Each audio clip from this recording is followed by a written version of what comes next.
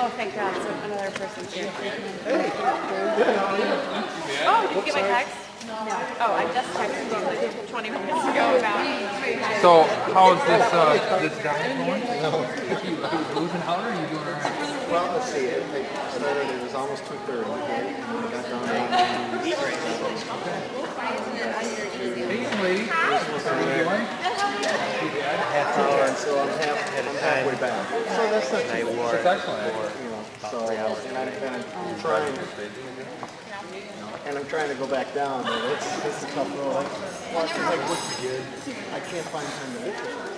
So now I watch what I eat, because I mean, even today when I had dinner here, I had pizza, a sandwich, and I got the sandwich now.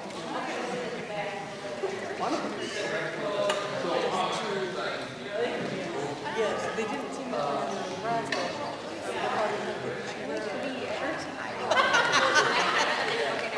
One of them actually.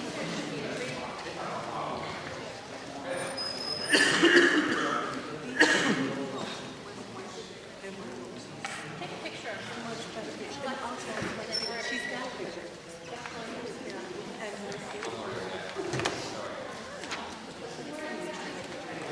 No.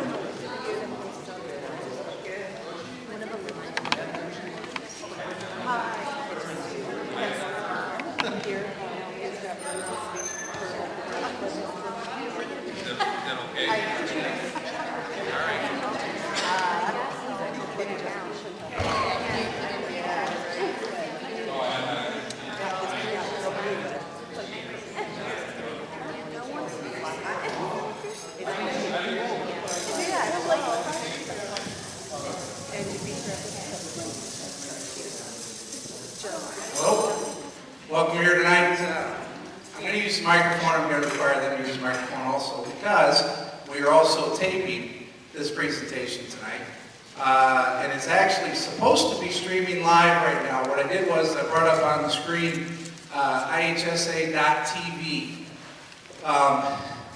We've just signed a contract with them. Many of the events that we have here, football, soccer, volleyball, basketball, graduation, honors nights, we are going to try to put them up on ihsa.tv. And it's a contract we signed with them. I'm not sure why it's not broadcasting at this point, but at some point that may click in. No matter what, we are taping it. But I just wanted to show you that quickly because you're going to be hearing more about this as we put live events up. One of the things that you guys have to look forward to, right now you're freshmen, but as seniors, you will participate in what we call the legislative semester. And the legislative semester is a mock Congress, essentially.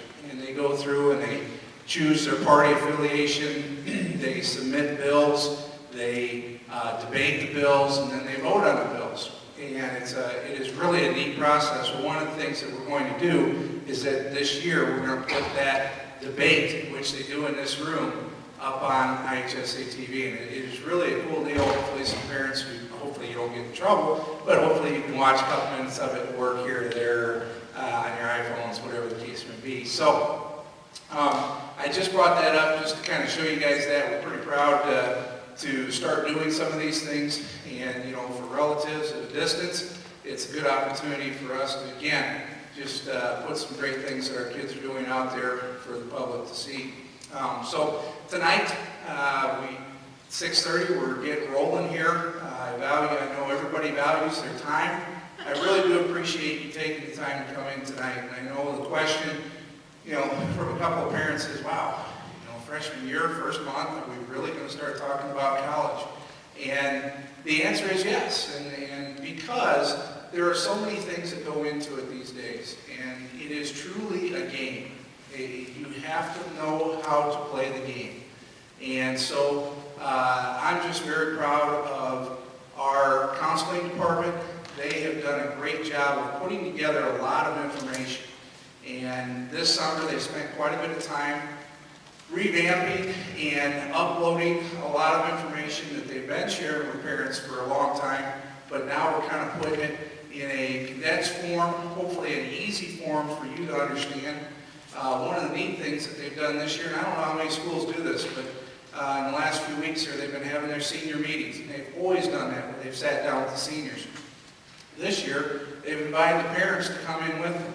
They've done night hours, so that they've had those meetings in the evenings where the parents could come in, sit down, and go through with their son or daughter, with the counselor, you know, what they're looking at doing over the next year and then on into the future.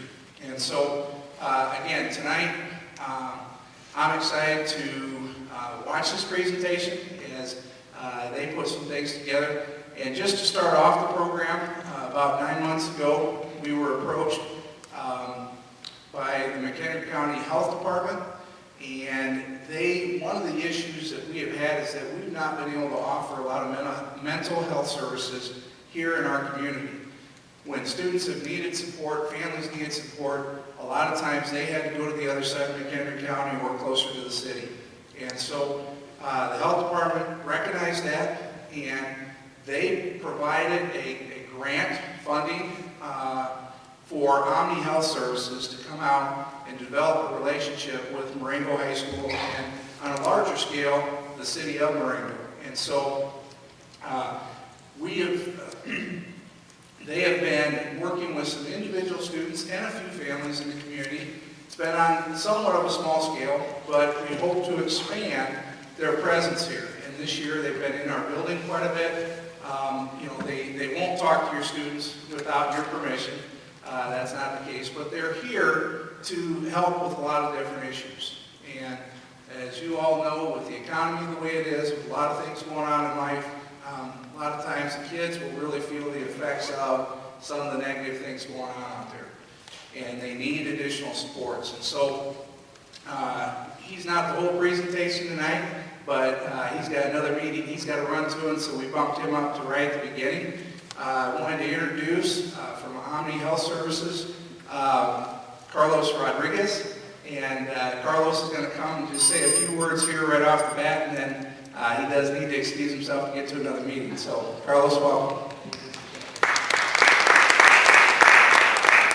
Can you guys hear me without the microphone? I'm that kind of a person, yeah. So, you might have guessed people that deal with mental health issues kind of like to have fun, so I like to have fun.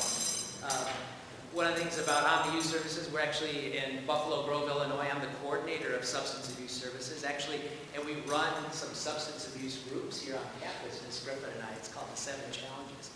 Our approach is pretty simple. We approach youth and families from I think, a pretty scientific way. We believe that families learn better through doing as opposed to just talking about stuff. So if you were ever involved in our services or you wanted help, you would probably find out right away that we have a lot of fun and we do a lot of things that seem somewhat out of the box. Ms. Griffin and I actually, during spring break, we took some of the youth here from the high school on a kayaking trip to the Everglades National Park in Florida.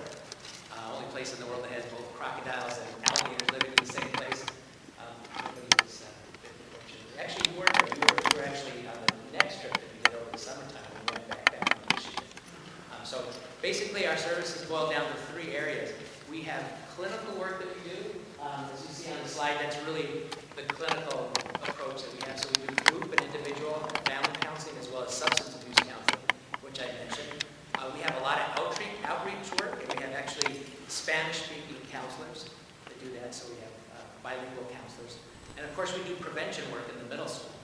So we do a lot of work when the youth are really young and help them recognize how to deal with certain situations, right? So we teach resilience skills in a really fun manner.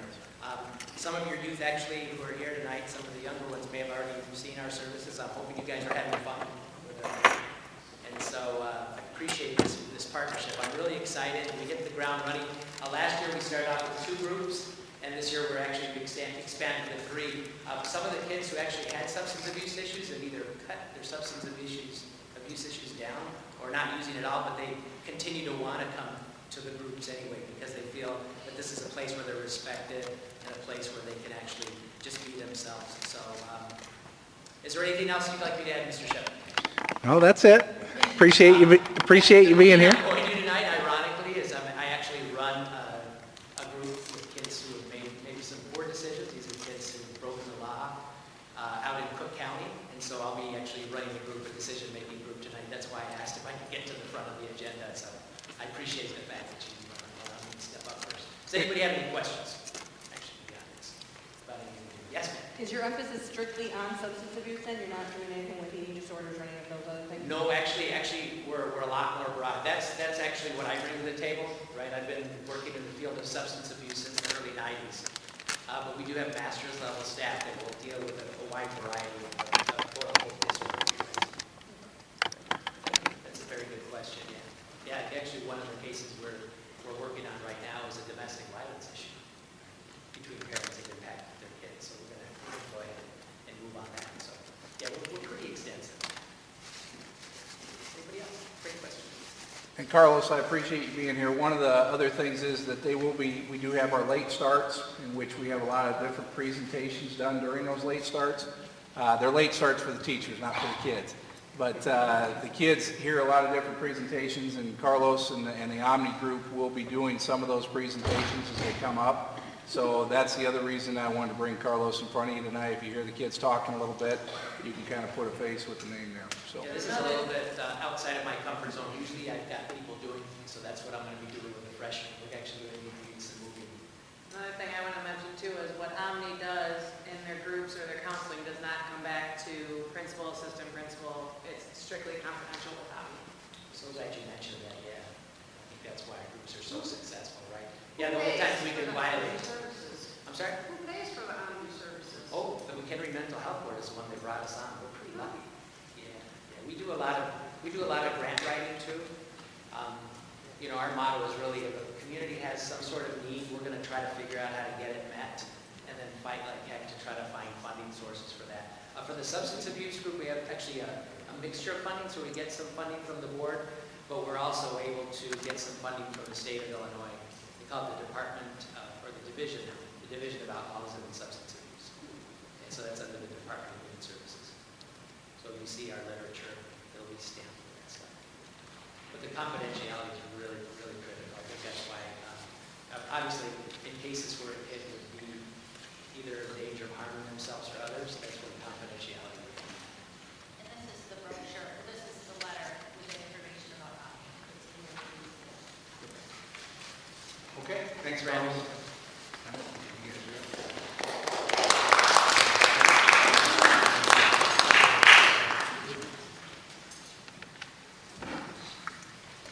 Okay.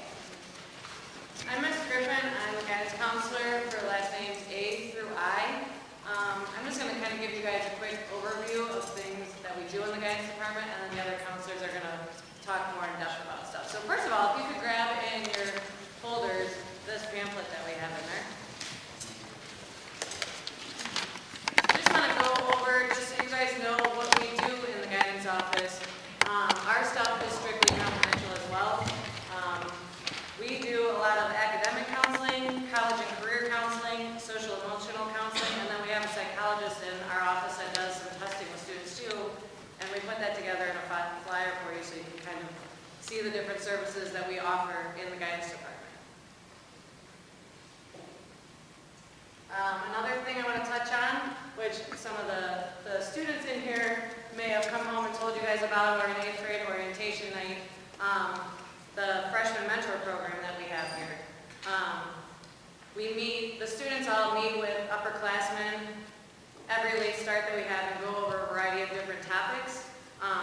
Things that we touch on as counselors, but we have our upperclassmen kind of help them and guide them in a variety of different stuff. So they were here for freshman orientation day and did some team building, got to know the school a little better, and then I include.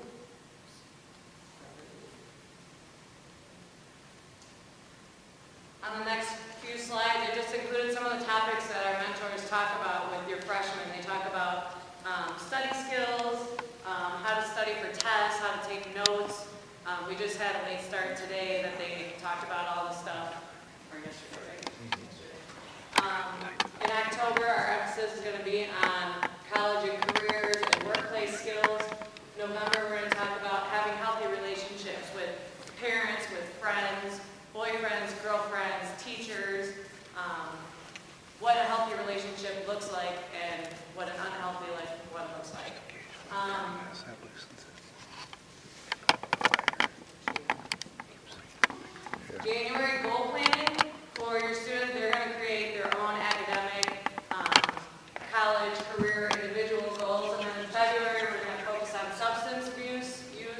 peer pressure, how to avoid peer pressure from other students as they go through high school. And then in March, we're going to go back again and talk about college and careers, as that's an important part for them to be thinking about in high school and the classes they're picking. So that's just kind of an overview of the program and what we do. Now we are going to focus more on the career part.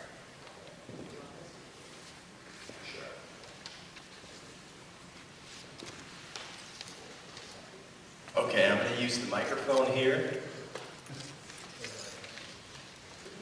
Yes. If we talk a little bit about our career program, I want to touch on the themes for each year while students in high school, what we're focusing on. Their first year, we want them to get the facts about jobs. A big part of that is going to be their first day here. If you ask them how their first day went, they would tell you that they went at some point during that day into a computer lab and they took something called the Career Cruising Matchmaker Test, where it produced their two career clusters, which would be themed areas for potential jobs based on their self-reported interests. I'll show you a little bit more about that later. And then what we're looking at sophomore year, we're looking at growing your understanding of self and look for fit with potential careers. A key thing that students are doing in that time frame, in their sophomore English class, they're doing an interview with somebody in a particular career, then they're writing a research paper, and then they're giving a speech about it in class. So they're learning a lot more about specific careers at that point, and they're also examining, does this line up a little bit with how I'm wired as a person, my interests, what I like to do, what I'm thinking that I'm good at doing. So they're starting to look for that fit, and then the goal is by the time they get to be a junior, we want them to be able to establish a career path. And what that looks like, we go into U.S. history classes their junior year, and we have them write a paper. It's the equivalent of a document where they're transitioning into their 3 top careers, and they're explaining throughout this list of items how they're going to go about doing that. The colleges that they'd be looking at, the majors that they could possibly pursue. They're even looking at, things like, if I went to this college for this major, would I also be able to go to one of my backup jobs? So they're examining a number of things with that document their junior year. And then senior year, when we sit down and meet with them, like was mentioned earlier tonight, we're talking about how to transition successfully from high school by following like a timeline of things that they need to be doing. We'll get a little bit more in depth as they get to their senior year. But what I'd like to do is I'd like to show an example of how you can be involved in the career program as parents, in particular freshman year here for your student. So I'd like to have Mr. Shepard, who happens to have a son here at the high school. If you go to careercruising.com, I guess while he's loading that, what we've done within careercruising.com, it allows you to create student portfolios. So each student in this school has their own electronic portfolio saved within Career Cruising. And within that portfolio, the assessment that your son or daughter took the first day of school here with the Career Cruising Matchmaker, those results are saved in there. And when we go within that portfolio, what we're going to be able to see, we're going to be able to see their top 40 jobs based on self-reported interests. We're going to also be able to see those career cluster themed areas. And if they did take the My Skills, we're going to be able to take a look at that as well. Okay, so now that Mr. Shepard is within Career Cruising here, the username for your son or daughter is going to be your son or daughter's 6-digit student ID number. So for his son Weston, it's 150179. Nobody else write that down? Streamed live to everybody watching at home. And it comes up on the screen anyway, so I don't know how far that's zoomed in. And the password is going to be MCHS154. He's good. What's that? Absolutely. Yeah.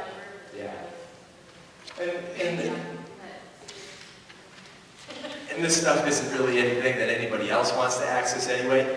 Sometimes we have to get the students incredibly excited to view their own portfolios. But what we're looking at here, if you go to the second blue button down the left-hand side, it's assessment results. You click on that, and then you click on Career Matchmaker. Okay, what comes up would be the matchmaker date that he last took the test, and Weston took it on 8/16. And if Mr. Shepard scrolls down to the bottom of that screen, there will be a button that allows them to load results. Okay, so what comes up? Weston's top 40 jobs come up down the left-hand side, and then in the upper right-hand corner is 2 career clusters. Number 1 was business management and administration, and his second one was finance. And if you look at that red bar in improved results section, he answered all 116 of the interest-related questions. And then if you continue looking down in that same column, the My Skills section, he answered 45 out of 45 questions. So what happened? The list that has the 40 jobs there, those are based on self-reported interest, and then the scores, the skill scores right next to it, are cross-referencing a student's self-reported skills. So if your son or daughter has a job that's in their top 40, according to their interest, but then they have an A match for skills, those ones would be the ones to pay more attention to when you're looking at possible ideas, just to explore down the road. Now, we know while a student's in high school that passion's probably the #1 factor in terms of job satisfaction down the road. So what we do is we give them an assessment. What we can help them do is give them ideas based on their interests, based on their skills, and based on their personality type. But we have no test that measures a person's passion for a particular field. That's something that life experience is going to have to teach them. So early on, they're taking the My Skills like they did the first day, and they're taking the Matchmaker. And then as a junior, to create that post-secondary plan in U.S. history class, they're going to be taking the Myers-Briggs personality test at that point in time. So they've generated a number of ideas through these assessments, and then it's going to come down to them reflecting on their art quite a bit near the end of the journey in high school. So with that said, yeah, we'll go back to the PowerPoint, and we'll switch over to Ms. Natasha Schultz.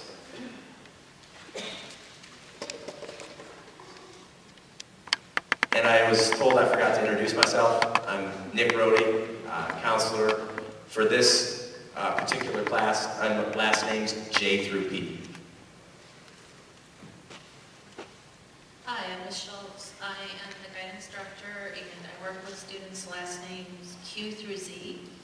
I'm going to kind of take over right now. What you see up here is called a live binder. This is our way of adding some technology in for students, not to make it that you don't have the time to talk to the counselor, that we don't want to talk to you, but just that I know sometimes it's late at night or something's going on the weekend and a student thinks of something right away. This is a great resource for you. Now this is linked on our high school website, and it's mchs.154.org. You go to the guidance page, and at the very top it says Live Binder. You click Live Binder, it takes you right here, the post-secondary planning. And then freshman year, we had some technical problems updating, so tomorrow or Monday, we'll have the freshman mentor updated. That will tell you what the students are working on in the freshman mentor program all year. Career cruising, here you go, the link that we just talked about where your students did the Matchmaker. You can log on, you don't have to remember how to get to it. At the end of the month, all of the freshmen will be taking the PLAN exam. It's a practice for the ACT, and they take that twice a year. So this is just some information about the plan. So you can find out about the test, what the numbers mean at the end, what a student should study, and just some basic information to prep for the ACT down the road. And then we have tips. And this is from the What's Next Illinois website. It's a state site and just says, what should you be doing in 9th grade to get ready for life after high school? Because now is when you start. So studying, thinking about grades, the classes you're taking. So I just wanted to let you know about this resource here. You can see there's tabs for each year in school. College. It's never too early to look at colleges, get ideas, because that might guide what courses you're going to take during high school. You can do some college matching, I think, is one of the good ones, or Zinch is nice. Those are college sites that match you based on your interests, what you want to study. Let's say you want an ROTC program and you want to have a water polo team. You can put that into some of these different search engines or colleges and find one that fits you. You can also search by distance from your home, which is usually pretty nice if some students want to come home every weekend. Or they might want to be all the way out on the East Coast, so they would just pick New York and see what colleges are out there. Now we're going to go back to the PowerPoint.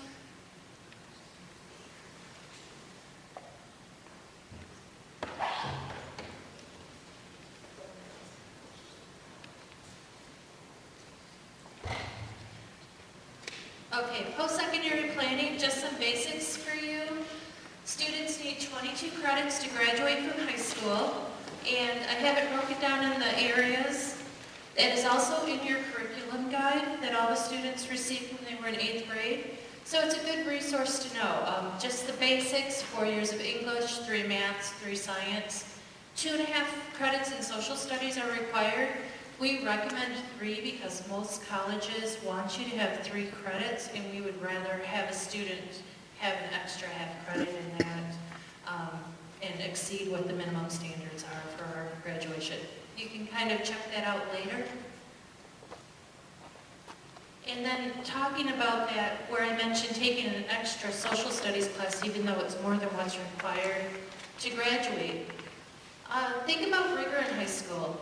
Students should be taking challenging classes, and that doesn't always mean honors classes. Sometimes it means taking classes of taking 4 years of math, taking 4 years of a language, where you're not required to do that. Colleges look at those things too. Some students looking at AP classes, that's also a good thing to look at. AP is advanced placement. The first time a student can take an advanced placement class will be junior year, and that is U.S. history. In that class, if you, at the end of the semester in May, if a student takes the test and scores a 3 or higher, they have the potential to earn college credit. That is a big cost savings for families because college credits, at MCC it's about $90 a credit, but at a university it could be $600. Well, for $87, your student could earn potentially 3 credits. So it's something to look about and just encourage and think about moving ahead. Also, look at the Career and Technical Education program. We had a presentation yesterday for our sophomores, and it's something that we're going to go ahead and get some more information to our underclassmen about. What do you want to do? What is your passion? And it's good to take classes that we offer here that might not be in the math and science hallways. It's kind of like that hallway down there I never took any classes in. We have students that go into engineering and now they're at college and say, you know, I wish I would have taken the CAD class that you offered.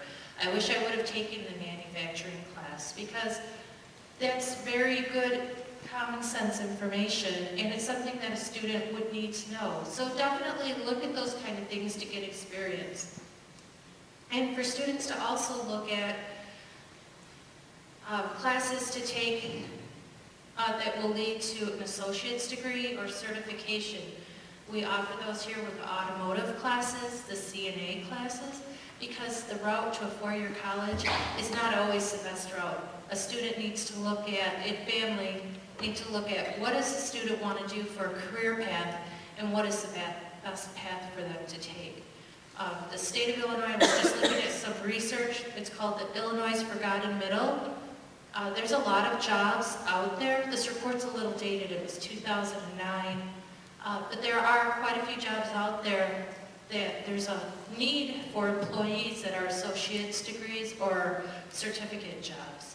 So definitely take some time and look through. We do have links to that information on Live Binder for kids. Definitely I've got one marked there with emerging jobs. So you can look in McHenry County and see what the future is for employment to kind of help in case people want to move back home, or if you want your kids to move home and take care of you, then you can say, okay, you can be a doctor and work in McHenry County. Okay. Testing. We do test the students several times a year.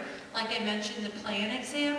That's helping to check where they are on college readiness and monitor monitor their movement towards being successful after high school.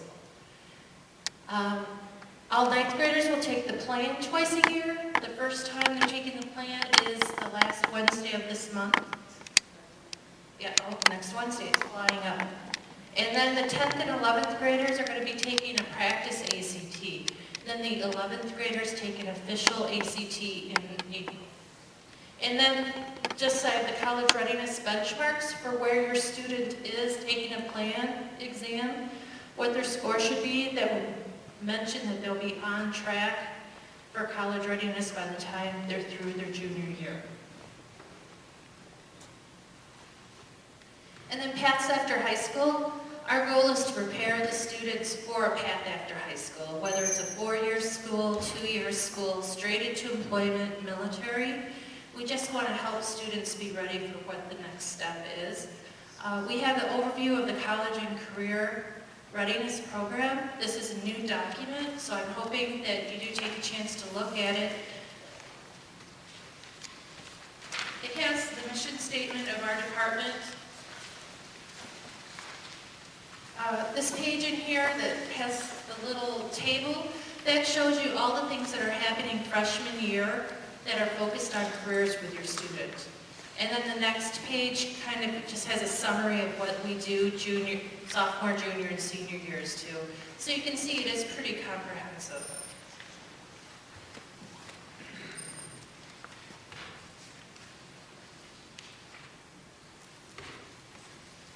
I have the testing information in here too for later reference, so you definitely can see what the benchmarks are. And then choices after high school. Like Mr. Rohde had mentioned about career programs, where a student like Weston had the interest in finance or business, that's called a career cluster. Every job that is out there fits in one of the 16 career clusters. We've got that information in here too for you, so you can see what the career clusters are and what the summary is. And then at the very end, we have programs of study. I know this is a little awkward, sorry. So if a student wants to seek a career in information technology, this graph shows them, or this chart will show them what classes to take each year for core courses or electives, also to meet what their college graduation requirements are, and then some sample career options at the very end. So this is really useful, especially when it comes in the spring and you want to pick courses for your student for the next year. This is a good resource to look back, and it'll help you decide should your student take a specific class or not, or if they're not sure what elective to take, definitely something to look at. This will be updated as we do add courses to our curriculum. And I just had a graph here to let you kind of see our class of 2012. We had about 65% of the students report that they were planning on going to a 4-year school. That has gone up. This is my 4th year. It's gone up every year that I've been here, which is nice to see that students are taking those opportunities. Another big push that we've been doing here is bringing in a nationally recognized ACT speaker, John Baylor. He talks to students about preparing for college, getting the best bang for your buck for college, which means looking at your ACT scores. And some colleges will offer scholarships based on those. So definitely going to a good college for a lower cost. And our students are taking advantage of that by going on to a 4-year school or a 2-year program, then some straight into the employment and others right into the training in the military. Okay, now I'd like to introduce Mrs. Joyce and Mr. Webb.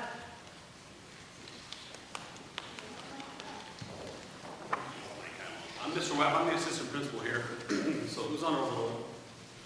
That's okay. We'll keep it short and sweet. Yeah, we'll keep our section short and sweet. I'm an 8th grader, and so I'm like right there on the cusp of all this, and I keep looking at her going, wow, I hope she has some idea what she wants to do, and I'm trying to encourage the investigation into that without being like, you gotta know what you want to do, come on! And being real excited and real animated and kind of in her face about it. I'm trying to stay back, and I've learned a lot of things being here. This is my third year here. This building does a lot of things to try to help students out and promote things and really try to help clear some stumbling blocks, whether that's with parents or whether it's with the students. And so when we were talking about this, one of the reasons that we are going to harassment here is probably one of the things that's changed the most since you went to high school as a student yourself to what your kids are going through and what they're experiencing. So it has the potential to be one of those things that can kind of trip them up along the way without you kind of seeing it coming. So we have a little bit of information about how we deal with that here. Basically, harassment is considered to be any repeated, deliberate act that's used to embarrass or humiliate another student. So some of the things that are important to us when we're looking at this are the words there: deliberate, repeated.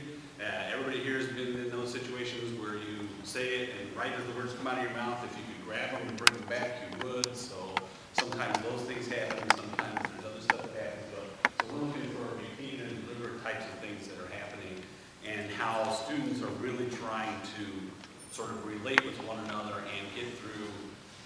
For a lot of them, we get these situations, their first kind of serious emotional attachment to somebody that's not a family member. And so, and how you deal with that when it goes the way you want it to and it doesn't go the way you want it to. Some of the different types of harassment, we have verbal, physical, social, and cyber are really the ones that we're kind of dealing with at this point. And it's that social cyber one that's really kind of... I would say 75% of our issues are like cyber issues. And what we've learned, and as you guys know, if you have Facebook accounts or, with your kids with Facebook, I mean, it breeds courage. Things that kids would never say to each other in person, they will put online in a heartbeat.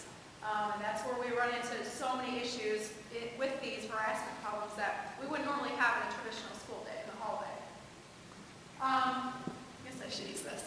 So step one is investigation. So what happens is kids will either come to me or they'll come to Mr. Webb and they'll say, I'm having an issue with so-and-so.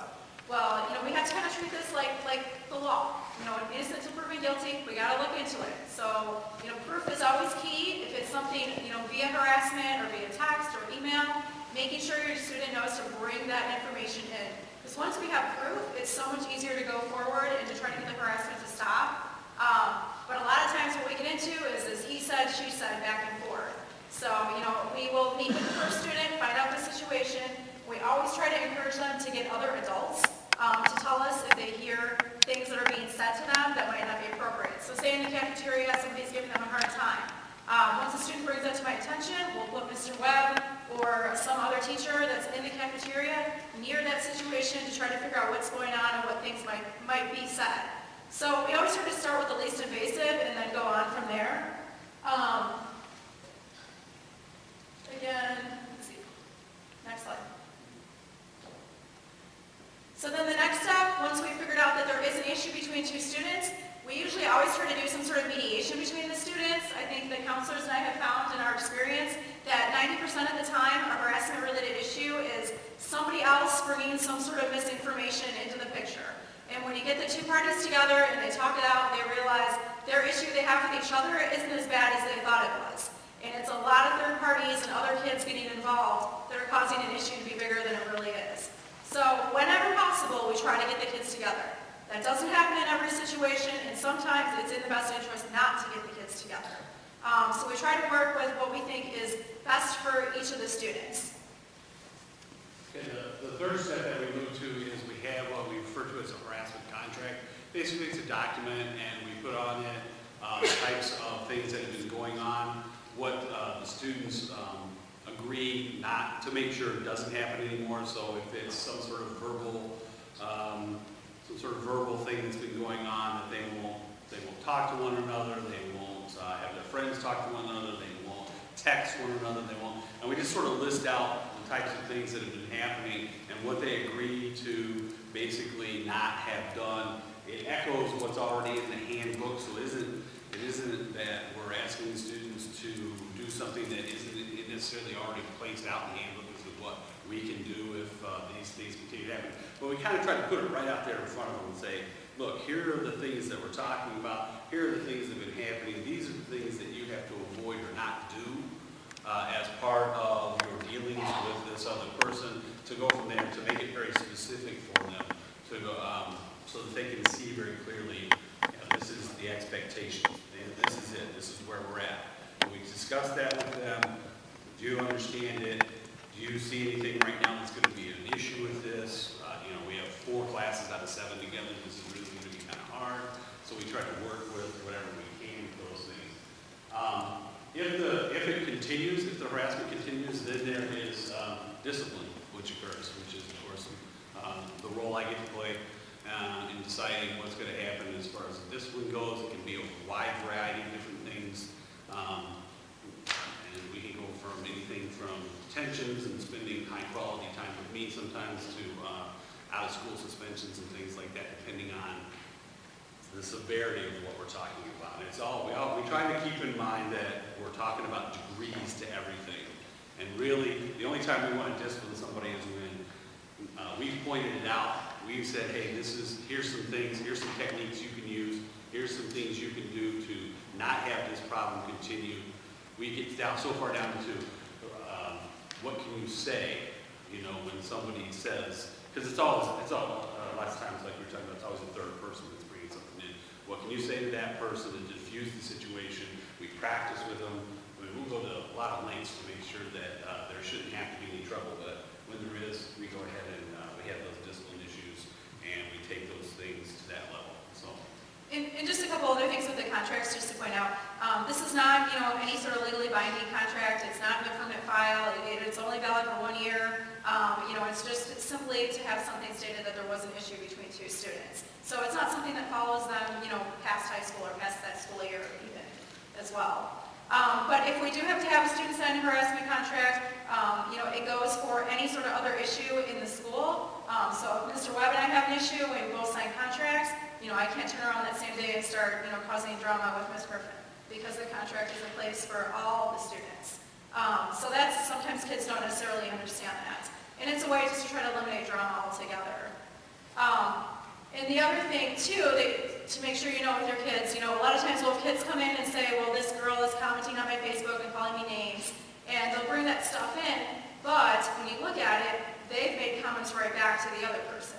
And when it becomes calling names back and forth, that becomes kind of null and void, where we can't really do anything. Because now both people, it's 2 wrongs don't make a right. Both people have done something that they shouldn't have done. A lot of times kids don't understand that, and they're ready for us to lay the law on the first person that commented and made a negative comment, but in reality they both kind of did something they shouldn't have done.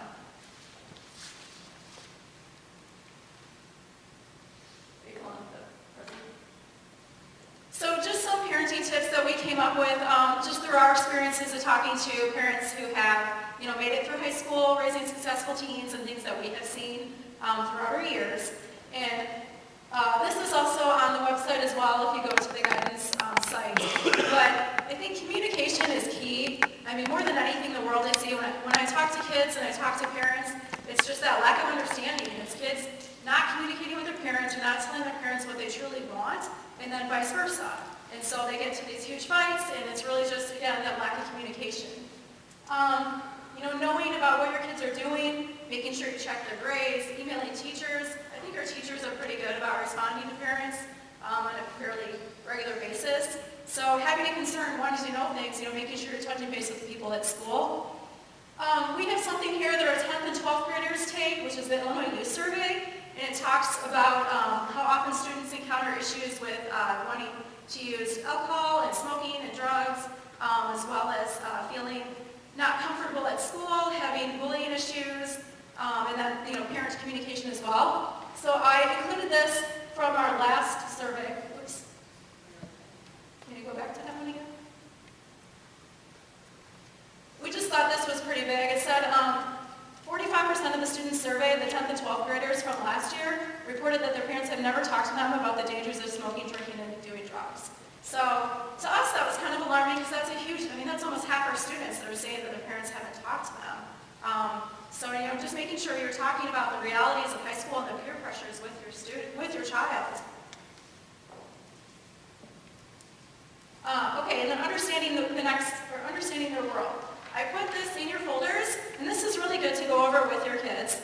This first thing is a digital risk assessment, and it just basically, if you have your kid go through it and answer yes or no to each of these, you might be amazed at the things that they don't realize that they're doing. A lot of times kids are just naive to the internet and the information they put on, and they're putting things on like their phone number, their address, their age, all sorts of information that they really shouldn't be doing just because they're not aware that they shouldn't be doing it. So this has just got some good information to talk to your kids about and find out, making sure they're using safety when they're using the internet and they're using sites like Facebook and other social media sites. And then the other part I included, just because, me as well as many other people, don't know a lot of the texting acronyms. So this whole page is common teen texting acronyms. There's some that are pretty shocking on there, and things that I would have never thought of. But I think that this is good for parents to have, so that when you do see any of your kids text and there's things you don't understand, that you kind of know what some of those acronyms are for.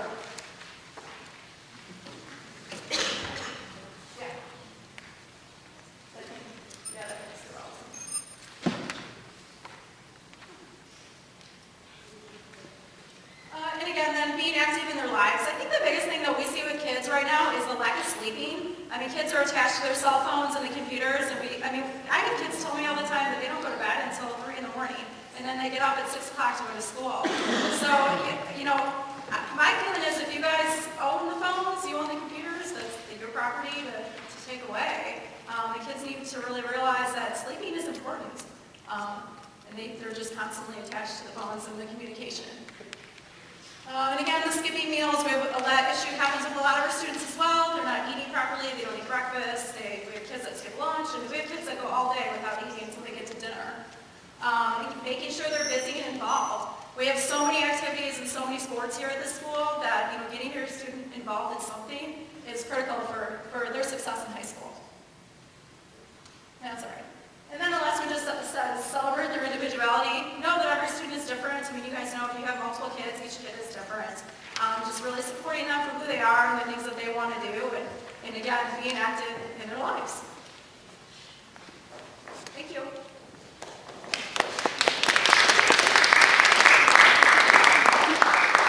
Okay, so we hit a lot of different topics there. One of the things that we found in the past, quite honestly, we have gone to great lengths to prepare some different presentations, and sometimes we have 6 parents in the auditorium. We're more than happy to talk to 6, that's fine. But I'd love to have 400 people here listening to a lot of this information. But what I want to allow you to do is ask some questions for the whole group, if there are anything you feel like could benefit the whole group, or we're also going to stick around afterwards, and you can sure come up to your individual counselor, Mr. Webb, myself, Ms. Joyce. I really appreciate the time and effort that they put into this, and we're going to continue to do more of these types of things.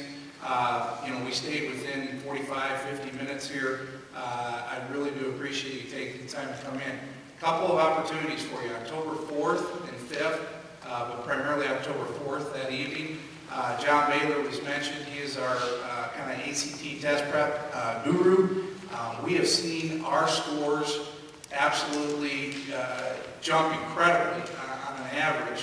When I got here, we were averaging somewhere in that 20.1, 20.3 range, in a lot of cases 19.8, 19.9. That was not acceptable. Some things were put in play before I came, and then as we have moved through the past few years, our staff has been trained.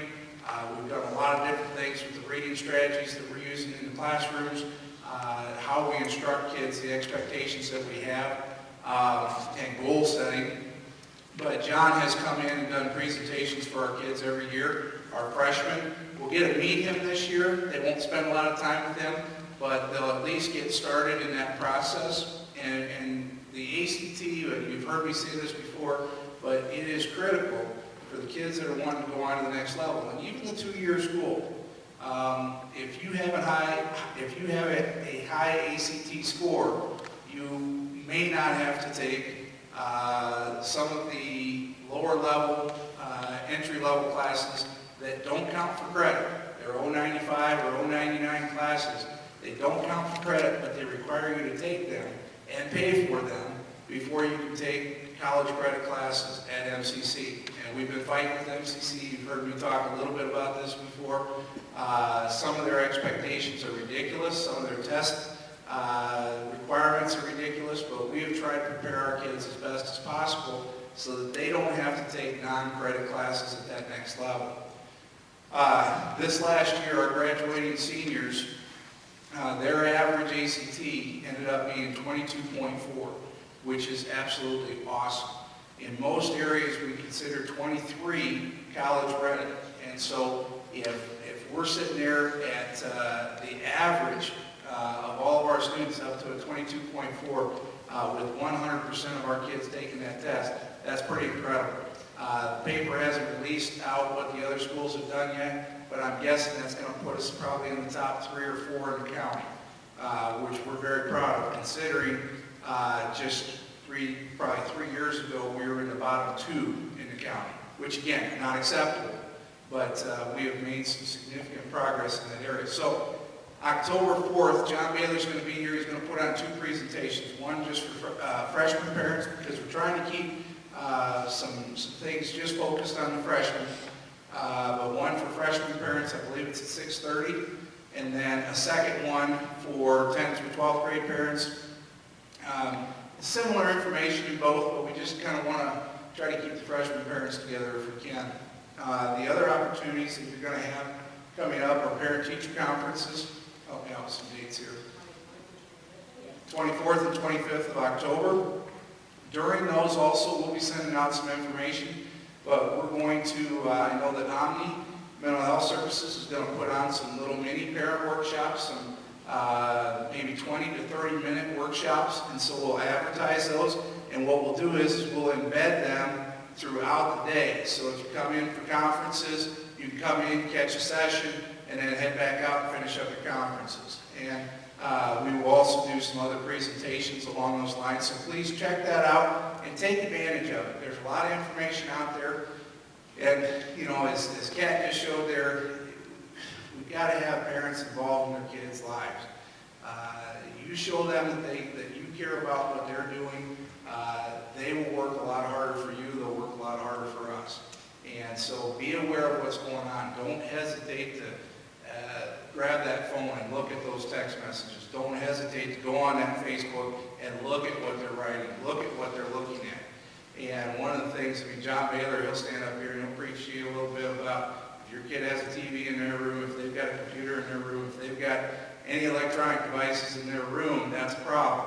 You need to make sure that you're monitoring what's going on with that. And so many times, and I get caught up in the same thing. My son's a sophomore, I'm going through the same thing you guys are. And sometimes you think, you know, he's all right. No, he's not all right. I need to be following up and checking up. You know, I don't care how good a kid it is, they can get caught up in a lot of different things. And so strongly encourage you to be heavily involved in the technology side of things. And even if you don't know what you're doing, just grab it and act like you know what you're doing so that they think you're looking at the stuff. You know, they need to know that you're checking up on them. There's nothing wrong with that at all. It shows that you care and that you're interested in what they are doing. Again, I appreciate the counselors and Mr. Webb being here tonight. I would ask that you please sign the yellow paper just on your way out. Just so we know, we kind of want to keep track of who's coming and just get some numbers. Again, I'm excited about the numbers we have here tonight. Hopefully the next session there will be more people. So as you're talking with parents, encourage them to come and take advantage of this. We're going to stick around for a little bit. Are there any questions for the general group here of anything that we hit? We hit a lot of different subjects. Yes? I just had a quick question on the harassment MCHS process. Yes. Where in there did it involve the parents before the signing of the contract or discipline? I didn't see that. Typically, yes, as before a contract signed, the parents can be notified. A lot of times parents are notifying us of harassment issues. So, I mean, I think we get it just as equally from the parents and trying to work together than anything. And I didn't finish my one thought earlier on. We do a lot of these sessions, and again, when we try to have some individual sessions, we don't get a large number of people here. So we tried to cover a variety of topics here tonight, so the people who are here, we can hit a variety of things. Harassment's an issue, and harassment's not an easy thing to catch, because kids, they'll do it in a lot of different places in the building, outside the building. Some of them aren't very smart, and they do it online on Facebook. Those are the easy ones. I get the anonymous letters in the mail with a copy of a Facebook page. Okay, we got to deal with it. Okay, but a lot of times it's just little comments. It's a little nudge. It's a friend saying something to somebody else about somebody else. You know, those types of things, and those are really hard to deal with. And our counselors, our assistant principal, Kat, they do the best job they can of trying to grab a hold of it, but we can't catch it all. And so we really, you know, we try to work diligently on that, but it is difficult. So, other questions? I see a hand somewhere. No? All right, we're going to be around for a little bit yet this evening. Again, thank you so much for coming in, and continue to communicate with us. If you have issues, concerns, call these counselors. That's what they're here for. We'll help you through it. Okay? Thanks again for coming.